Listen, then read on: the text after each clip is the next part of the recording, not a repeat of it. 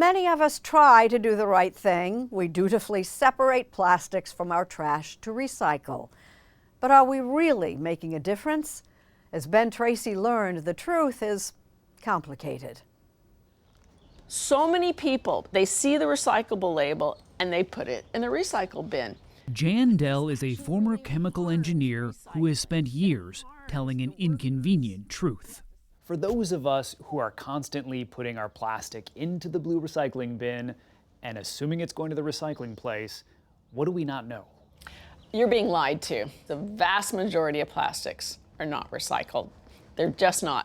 About 48 million tons of plastic waste is generated in the U.S. each year. Only 5 to 6% of it is actually recycled. The rest ends up in landfills or is burned. All these plastic pouches that you get in e-commerce. Dell founded a nonprofit to fight plastic pollution. Inside her garage in Southern California are all sorts of plastic with those little arrows on it that make us think they can be recycled. It means you're being fooled. Those so-called chasing arrows started showing up on plastic products in 1988, part of a push to convince the public that plastic waste wasn't a problem because it can be recycled. They didn't really need it to work, right? They needed people to believe that it was working. Davis Allen is an investigative researcher with the Center for Climate Integrity. In a new report called The Fraud of Plastic Recycling, it accuses the plastics industry of a decades-long campaign to mislead the public about the viability of plastic recycling, despite knowing the technical and economic limitations that make plastics unrecyclable at a large scale. They couldn't ever lie about the existence of plastic waste, but they created a lie about how we could solve it, and that was recycling. So if plastic recycling is technically difficult, if it doesn't make a whole lot of economic sense, why has the plastics industry pushed it? The plastics industry understands that selling recycling sells plastic, and they'll say pretty much whatever they need to say to continue doing that. That's how they make money. Plastic is made from oil and gas and comes in thousands of varieties, most of which cannot be recycled together. The possibilities of plastics. But in the 1980s, when some municipalities moved to ban plastic products, the industry began promoting the idea of recycling as a solution. What we see in here is a widespread knowledge that plastics recycling was not working.